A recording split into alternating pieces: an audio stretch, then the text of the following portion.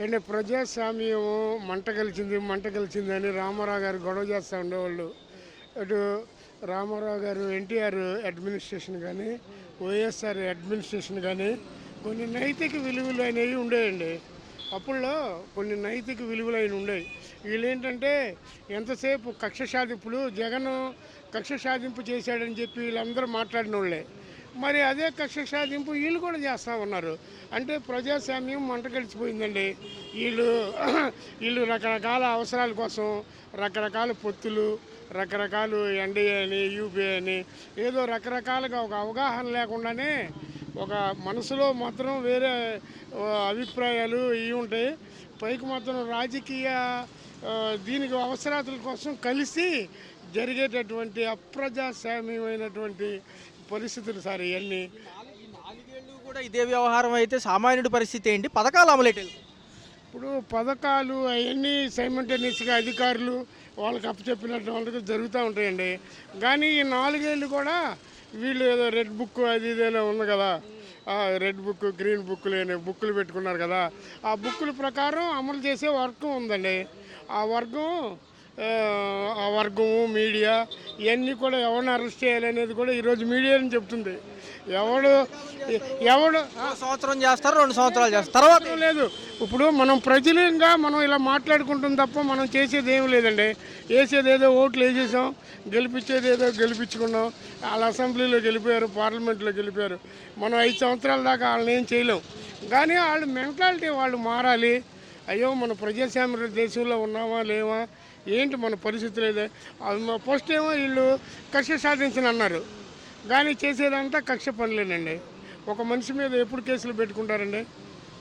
ఎప్పుడు ఎన్ని కేసులు పెడతారండి ఒక్కోసారి. మరి ఇంకోటి ఎవడన్నా వచ్చాడనుకో, ప్రత్యర్థి వర్గం మీద కేసులు పెడితే తప్పేం లేదనిపిస్తుంది. అలా ఉన్నాయి సార్. Thank you.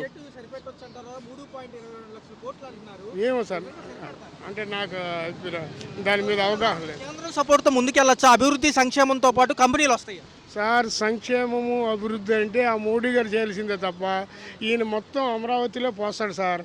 అమరావతిలో పోసి మొత్తం మరి ఆయన ఆయుష్కాలం అంతా కూడా ఉంటే ఏమన్నా పూర్తి చేయగలుగుతాడు. లేకపోతే మాత్రం రాష్ట్ర ప్రజలు అప్పుల పాలైపోతారు. అది సార్ విషయం. ఇప్పుడు ఎన్నో లక్షల కోట్లు అప్పు తీర్చాడు అంటున్నాడు. అన్నీ అమరావతినండి. మాకు రోడ్లు లేవు సార్, మాకు రోడ్లు లేవు. ఇటువైపు మధురా నగరం, ఇటువైపు గద్దెవారి పొలాలు, అటువైపు చాలా ఇబ్బంది పడుతున్నాం. అవి స్థానిక ఎమ్మెల్యేలకి కనపడవు, చెప్పే అధికారులు లేరు, చేసే మనుషులు లేరండి, చెప్పే నాయకులు లేరు. కానీ ఈయన మొత్తం అమరావతి ఆయన యొక్క బ్రాండెడ్, ఆయన యొక్క ఖ్యాతి ఆయన పెంచుకుంటాకి చేస్తున్నాడు సార్. అది విషయం. ఇప్పుడు మా ప్రజల పట్ల అయితే సార్ మా సమస్యలు అయితే ఇప్పుడు ఈ డిపో అంత మేధావులు పవన్ కళ్యాణ్ గారు, తర్వాత మేధావులు గారు లోకేష్ గారు, చంద్రబాబు నాయుడు గారు, తర్వాత నాదెళ్ల మనోహర్ గారు, వీళ్ళంతా పెద్ద మేధావులండి. కానీ ఇప్పుడు ఈ దోచుకునేటటువంటి మేము 10 రూపాయలకి తీసుకుంటున్నారు సార్ బియ్యం. అదేదో రాష్ట్ర వ్యాప్తంగా బియ్యం వద్దనేవాడికి వేరే ఏదన్నా ఇవ్వటము, అది చేస్తే అది నిజమైన ప్రజల కోసం, అది నిజమైన సంక్షేమం సార్. తర్వాత ఇప్పుడు జగన్ ఇచ్చిన ఇల్లులేమో తీసేశారు. తర్వాత మరి వీళ్ళు ఎక్కడ ఇస్తారు ఏంటి అనేది కొంచెం ఎప్పుడు ఇచ్చినా మళ్ళీ నెక్స్ట్ అసెంబ్లీ ఎన్నికలకి వీళ్ళు ఇచ్చినా ముందు ఏంటంటో కొంచెం ఈ ప్రజలకి కొంచెం చేరువైతే చాలా ప్రజలంతా కూడా విశ్వాసం సంతోషంతో ఈ ప్రభుత్వం పట్ల ఉంటారు సార్. అది నా అభిప్రాయం. ఇప్పుడు మన దగ్గర అసలు యాక్చువల్గా రాష్ట్రం దగ్గర డబ్బులే లేవు. అది లేకుండా వీళ్ళు ఎవరికాళ్ళు ఒకళ్ళని మించి ఒక పార్టీని మించి ఇంకో పార్టీ ఉచితాలని చెప్పి ఇచ్చి యాక్చువల్గా రాష్ట్రాన్ని అప్పుల కుప్పలోకి నెట్టేస్తున్నారు తప్పితే ఇందులో ఒకళ్ళు సాధించేది ఒకళ్ళు ఇది లేదు. ఇందులో నలిగిపోయేది ఎవరంటే కేవలం మిడిల్ క్లాస్ వాళ్ళే. ఎందుకంటే అప్పర్ క్లాస్ వాళ్ళు బాగుంటారు, బిలో లోయర్ క్లాస్ వాళ్ళు బాగుంటారు, మిడిల్ క్లాస్ వాళ్ళు మాత్రం ఇందులో నలిగిపోతున్నారు. ఈ ఉచితాల దిశగా సుప్రీంకోర్టు, హైకోర్టులు చెబుతున్నట్టుగా కాస్త ఆలోచించి ఉచితాలకి కొంచెం కళ్ళెం వేయడం మంచిదని నా అభిప్రాయం. చూసుకున్నట్లయితే సార్, నిన్న అసెంబ్లీ సమావేశాల్లో పోలవరం ఎత్తుకు సంబంధించి కొంత వాగ్వాదం జరిగింది. నిజంగా తగ్గిస్తారా, సపోర్ట్ చేయట్లేదు అమౌంట్లు అని చెప్పి, లేకపోతే పెంచే యోచనలో ఉన్నా కానీ తర్వాత ఏమైనా పెంచుతారు? యాక్చువల్గా జగన్మోహన్ రెడ్డి గారు దాని ఎత్తును తగ్గిస్తామని చెప్పారు. వీళ్ళు చెప్పడం ఏంటంటే మా ఒరిజినల్ ఎత్తు ఇదే అంటున్నారు, కానీ ఇవన్నీ రాజకీయాలుగా ఇదే తప్పితే ప్రజల గురించి పట్టించుకొని ప్రజలకి ఏదైతే ఫేవరబుల్గా ఉంటుందో దాని గురించి ఆలోచించాలనేది నా ఉద్దేశం అండి. చూసుకున్నట్లయితే కొత్త ఇళ్ల స్థలాలతో పాటు గతంలో ఇచ్చిన గత ప్రభుత్వాలు ఇచ్చిన రద్దు చేసి మళ్ళీ ఫ్రెష్గా ఇస్తామంటున్నారు టిడ్కో ఇల్లుతో కలిపి. రెండో చూసుకుంటేనేమో ఒక పక్క అభివృద్ధి సంక్షేమానికి మరి ఇంత బడ్జెట్లు అంటున్నారు, రేపు పరిస్థితి ఏంటంటారు? ఒక పక్క భయం వేస్తుంది అని వింటున్నాము. ఏం లేదు సార్, ఇదంతా కూడా మొత్తం ఒక రాజకీయంగా వాళ్ళు చేసిన వీళ్ళు తీసేయడం, వీళ్ళు చేసింది వాళ్ళు తీసేయడం తప్పితే ప్రజలు యాక్చువల్గా ఒక స్థిరమైన ప్రభుత్వం ఉండేట్టు ప్రజల ఫేవర్లో ఏదైనా సరే నిర్ణయాలు తీసుకునేట్టు ఉండేట్టు ప్రజలు ఆలోచించాలి. ఏంటంటే ఒక ఆర్థిక నేరస్తుడికి మూకుమ్మడిగా జనాలు ఓట్లేసి గెలిపిస్తే ఒక రాష్ట్రాన్ని ఎలా దివాళా తీయించవచ్చు అనేది మనం చూసాం. కాబట్టి భవిష్యత్తులో అలా జరగకుండా కాస్త రాష్ట్రం గురించి అభివృద్ధి గురించి ఉండే కాస్త స్థూలంగా ఆలోచించే వ్యక్తికి ఆలోచించి మనం ఓట్లు వేయాలనేది నా అభిప్రాయం. చూసుకున్నట్లయితే పాఠశాలల యొక్క విద్యా విధానం రూపుమార్పుతో మేము ముందుకు వెళ్తాము అని లోకేష్ గారు అంటున్నారు. నిన్న చూసుకుంటే పట్టభద్రుల ఎమ్మెల్సీ ఎలక్షన్స్లో 2 విజయాలు సాధించింది కూటమి ప్రభుత్వం. ఒక టీచర్ ఎమ్మెల్సీ మటుకు వైసీపీకి ఫేవర్గా వచ్చినట్టుంది. ఎలా అనిపిస్తుంది? ఇది కొంచెం పర్లేదంటారు. ఇప్పుడు యాక్చువల్గా పట్టభద్రులు అంటే కాస్త చదువుకున్న వాళ్ళు కాబట్టి కాస్త ఆలోచన పరులు వాళ్ళు. ఇప్పుడు ఈ గత 8-9 నెలల్లో జరుగుతున్న అభివృద్ధిని కానీ గత 5 సంవత్సరాలతో జరిగిన దాంతో కంపారిజన్ చేసుకుంటున్నారు. కాబట్టి యాక్చువల్ ఒరిజినల్గా జరిగిన ఎమ్మెల్యేల కన్నా కూడా ఈ విద్యావంతులు వేసిన ఓట్లు వీళ్ళు ఏదైతే అభిప్రాయం ఇచ్చారో అది కరెక్ట్గా రిఫ్లెక్ట్ అవుతుందని నా ఉద్దేశం. అది పౌర సరఫరాల శాఖ మంత్రి నాదెండ్ల మనోహర్ గారు నిన్న కొత్త విధానం తీసుకొస్తున్నారు. బియ్యం కార్డుల వరకే పరిమితం చేస్తూ ఏదైనా ప్రభుత్వ పథకాలకు అర్హత పొందడానికి ఇంకొక అర్హత కార్డు తీసుకొస్తాను అంటున్నారు. కేంద్ర ప్రభుత్వంతో కలుపుకున్న సహాయం 65% మనకు లభిస్తుంది ఇందులో. సో కేవైసీ ప్రారంభిస్తాను కొత్తగా అంటున్నారు. మంచిదేనంటారు? నేను యాక్చువల్గా ఒక బ్యాంక్ ఎంప్లాయీ అండి. ఈకేవైసీ ఏంటంటే మనం డిఫరెంట్ ఆఫీసుల చుట్టూతో తిరగకుండా మన చేతిలో నుంచి మనం ఈకేవైసీ చేసుకోవచ్చు. ఇప్పుడు ఒక ఆధార్ కార్డు అని, ఒక పౌర సరఫరాల కార్డు అని, తర్వాత ఒక బియ్యం కార్డు అని, ఈ కాకుండా మల్టీపర్పస్ కార్డు ఒకటే తీసుకుంటే ఒకటే ఖర్చుతో అందులోనే ఆరోగ్యం కానీ వాళ్ళ ఆదాయం కానీ అన్నీ వస్తాయి. కాబట్టి ఇవన్నీ కూడా ఆల్రెడీ ఆధార్ అభివృద్ధి చెందింది కాబట్టి దానికి లింక్ చేసి అందులో ఒక 2 కాలమ్స్ ఆదాయము ప్లస్ ఈ ఆరోగ్యం అనేది పెట్టేస్తే ఇన్ని డిఫరెంట్ కార్డులు ఉండాల్సిన అవసరం లేదనేది నా అభిప్రాయం. గత ప్రభుత్వ నాయకుల అరెస్టుల పరపరం చూస్తూనే ఉన్నాము. నెక్స్ట్ దువ్వాడ శ్రీనివాసరావు గారు అంటున్నారు పోసాని గారి తర్వాత. సో ఎలా అనిపిస్తుంది? ఈ పర్వం ఇంతేనంటారా, లేకపోతే నెక్స్ట్ ప్రభుత్వాలకు కూడా ఇది కూడా పారంపర్యంగా మారిపోతుంది కదా ఎవరు వచ్చినా? ఇది యాక్చువల్గా జగన్ గారు మనకి ఇప్పుడు ఉన్న ప్రభుత్వానికి చూపించిన దారేనండి. ఇది వాళ్ళు కనుక అది అవినీతి ప్రభుత్వమే, ఇది అవినీతి ప్రభుత్వం, అందులో అసలు డౌట్ లేదు. కాకపోతే ఆ పోయినసారి ఉన్న 5 సంవత్సరాలు అవినీతితో పాటు అరాచకత్వం ఏదైతే రాజ్యం వేలిందో ప్రస్తుతం అయితే అది రాజ్యం వేలట్లేదు. ఈ రాజకీయ నాయకుల్లో నాకు తెలుసు 1% కూడా ప్రజలకు సేవ చేసే విధంగా లేదు. ఇందులోకి విజయవాడ సెంట్రల్ నియోజకవర్గం 175 నియోజకవర్గాల్లోనూ అతి అవినీతిగా ఉన్నట్లుగా నాకు తెలిసింది. దాన్ని చూసుకొని కొంచెం ప్రభుత్వ పెద్దలు కొంచెం కరెక్ట్గా చేసుకుంటే బాగుంటుందనేది నా ఉద్దేశం. ఫైనల్ క్వశ్చన్ సార్, నాగబాబు గారికి కార్పొరేషన్లో సీట్ ఇస్తారా లేదా మంత్రిమండలిలో సీట్ ఇస్తారా అంటున్నారు. ఎలా ఉండబోతుంది? ఎందుకని ఇంతసేపు ఇన్నాళ్ళు కొనసాగుతుంది అదే విషయం? ఏంటంటే ప్రజలకి ఏదో ఒకటి లీక్ చేసి అదైతే ప్రజల అభిప్రాయం ఎలా ఉంది, లేదంటే ఇది ఇస్తే ఎలా అభిప్రాయం ఉంటుందనేది లీకులు ఇస్తున్నారు. ఆయనకి చివరికి మరి రోజుకి ఒక పేపర్లో మనం చూస్తున్నాం. ఇదివరకేమో ఎమ్మెల్సీగా ఇస్తా ఉన్నారు, తర్వాత మంత్రిగా ఇస్తా ఉన్నారు, ఇప్పుడు ఒక కార్పొరేషన్ చైర్మన్ అంటున్నారు. ఇవన్నీ కూడా వాళ్ళు బేరేజ్ చేసుకొని ఏదైనా ఇప్పుడు జనసేన అనేది ఒక ఆయువు పట్టు కాబట్టి తెలుగుదేశం ప్రభుత్వానికి ఆయన పవన్ కళ్యాణ్ గారి కోరిక మేరకు ఆయన మనసులో ఏముందో దాని ప్రకారమే చంద్రబాబు నాయుడు గారు చేస్తారు. బహుశా ఆయనకు మంత్రి పదవి ఇస్తారనే నేను నమ్ముతున్నాను. అవుతాయి అంటున్నారు, తల్లికి వందనం ఇస్తామంటున్నారు, కానీ అరకొరగా సరిపెట్టే యోచనలోనే ఉన్నారు. ఓ పక్క చూసుకుంటే నిత్యావసర సరుకుల ధరలు, కరెంటు బిల్ ఛార్జీలు ఎలా ఉన్నాయి? కరెంటు బిల్లు మాత్రం మామూలు కాదు. 300, 500 వచ్చే కరెంటు బిల్లు 1500, 2000. జనాలు మామూలుగా అల్లాడిపోట్ల. ఈసారి పవన్ కళ్యాణ్ రాడు, ఎవ్వరు రారు. తెలుగుదేశం అంటేనే రాదు. ఇంకా ఇప్పుడు మొత్తం ఇదే విషయం పైన ఒక మాట అన్నారు. గెలక ఒకసారి గెలిచారు పవన్ కళ్యాణ్ గారు. జగన్ గారు పలావ్ పెట్టే టైంలో వీళ్ళు బిర్యానీ పెడతానన్నారు, జనవంతరం అటు వెళ్ళారు. ఇప్పుడు బిర్యానీ పోయింది, పలావ్ పోయింది. కాదు, ముద్దు పోయే, ఉప్మా పోయే, పులి పోయే, నా ముద్దు పోయే అని అన్నీ పోయినాయి. ఇప్పుడు 300 వచ్చేది కనీసం 500 రావాలా, 500 వచ్చేది 1500. అంత అన్యాయమా? ఆ జిఎస్టీలు అంట ఏంటంటో అవన్నీ మాకు అవసరం పేదోడికి. అంటే డబ్బులు లేవు. ఇప్పుడు గ్యాస్ బండ్లు అందరికీ అందరు ఓట్లు అయితేనే గెలిచింది. గ్యాస్ బండ్లు అందరికి ఇవ్వాలిగా. మున్సిపాలిటీ పనిచేసే వాళ్ళకి గ్యాస్ బండ్లు లేవు అంటే ఏంటి?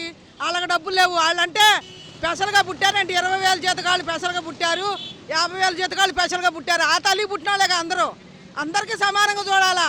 ₹1,00,000 వాళ్ళు ఒక రకంగా, 20,000 వాళ్ళు ఒక రకంగా, 10,000 వాళ్ళు ఒక రకంగా అలా చూడకూడదు. అందరినీ సమానంగా చూడాలా. అది ప్రభుత్వం అంటే. అయితే పథకాల గురించి అడిగినప్పుడు జగన్ గారికి మాట్లాడే అర్హత లేదు, మీకు సీట్లు రాలేదని వాళ్ళు అంటున్నారు. సీట్లు రాలేదంటే ఇప్పుడు ఆయన టైం బాగాలేదు కాబట్టి ఆయన పక్క తప్పుకున్నాడు. ఇంకా ఈయన సరిగ్గా చెప్పిన అన్ని పథకాలన్నీ అమలు పరిస్తే వస్తాడు, లేకపోతే మాత్రం ఇంకా ఆయన కూడా చక్కపని చేసుకోవడమే. మరో మాట అన్నారు నాదెండ్ల మనోహర్ గారు జనసేన పార్టీలో, ఈయనంటే కోడి కత్తికి ఎక్కువ గొడ్డల పొట్టుకు తక్కువ అంటారు. ఏ కోడి తక్కువ లేదు. మామూలుగా ఇంత బ్లేడ్తో కూడా పేక కోసేయచ్చు. కోడి కత్తులు గొడ్డల్లో అవసరంలా, ఇంత బ్లేడ్తోనే కోసేయచ్చు పేక. వీళ్ళు చేస్తారని నమ్మకం ఉందా? డబ్బులు లేవా? డబ్బులు లేవంటే డబ్బులు జగన్ ఉండి చేశాడని. జగన్ ఏం గొప్ప కాదు. అసలు స్టార్టింగ్లో ఉన్నది కాంగ్రెసు, ఆవు దూడ, తర్వాత హస్తం, తర్వాత వచ్చింది ఈ రామారావు పెట్టింది ఇది తెలుగుదేశం. ఈయన పెట్ల, చంద్రబాబు నాయుడు పెట్ల, ఆయనకి తెలీదు. సరే ఆయన చేసిన పనులు అయినా చేశాడు, ఒకప్పుడు చేశాడు. డ్వాక్రా వాళ్ళకి సంవత్సరానికి 10,000 వేసాడు, అలాగే వేయాలి. రుణమాఫీలు అన్నాడు, ఆయన చేసిన కాడికి ఆయన చేశాడు, ఆయన పక్క తప్పుకున్నాడు. మరి ఏం చెప్పిన సంవత్సరం అయిపోతే ఆయన చెయ్యాలిగా.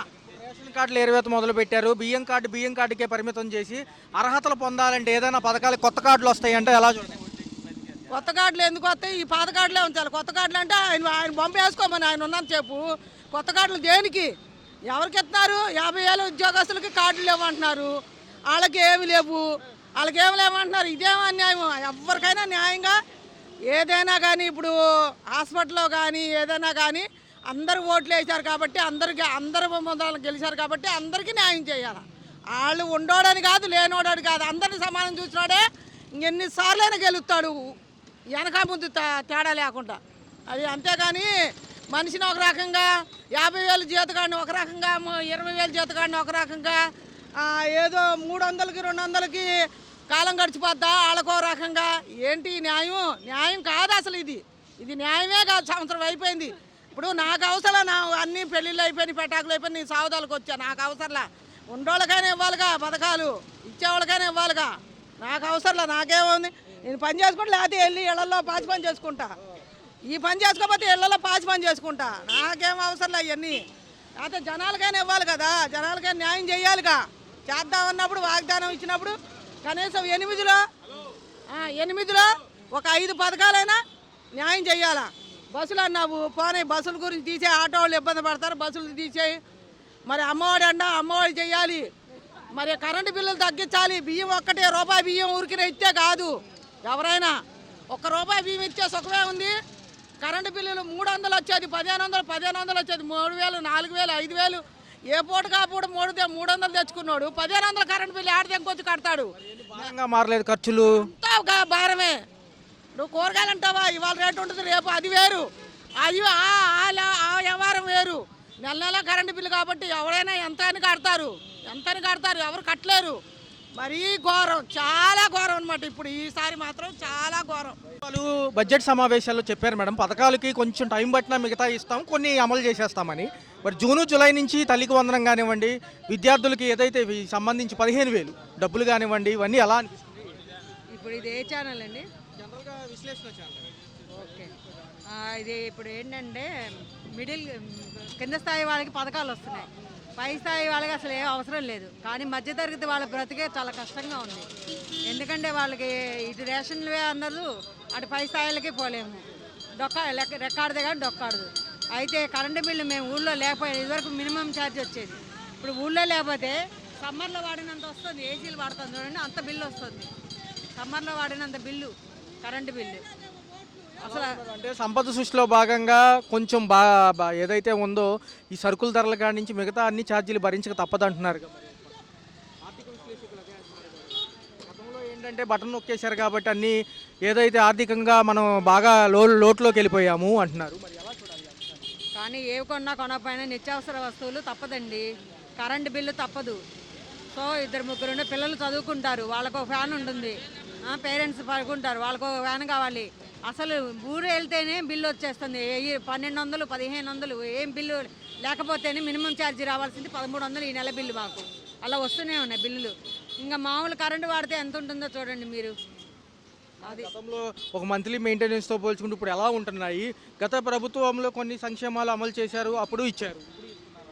సంక్షేమ పథకాలు అందరికీ కాదు కదండి, లో క్లాస్ వాళ్ళకి మిడిల్ క్లాస్ వాళ్ళకి సంగతి చెప్తున్నాను నేను. మిడిల్ క్లాస్ వాళ్ళకి అటు తినలేక ఇటు మానలేక ఒక అర కేజీ కొనుక్కునే చోట పావు కేజీ సర్దుకోవాల్సి వస్తుంది. వెచ్చాలు వచ్చేసరికి కందిపప్పు రసం పెట్టుకొని తినాల్సి వస్తుంది. పప్పులు వండుకొని తినే పరిస్థితి లేదు, టిఫిన్లు చేసుకునే పరిస్థితి లేదు. అన్నిటికీ అన్నీ పెరిగిపోయినాయి రేట్లు. మరి గవర్నమెంట్ కొంచెం ఏదైనా చూసి మాకు మధ్యతరగతి వాళ్ళకి కూడా ఇప్పుడు పథకాలు అందరికీ ఇస్తున్నారండి. పథకాలు ఇచ్చిన వాళ్ళు సంగతి ఏమో కానీ మాకు అవి రావు, ఏవి రావు. మా పరిస్థితి చాలా బాధగా ఉంది. ఈ రాజకీయ నాయకులు ఒకరి మీద ఒకరు అరెస్టుల పర్వం తిట్టుకోవడమే సరిపోతుంది.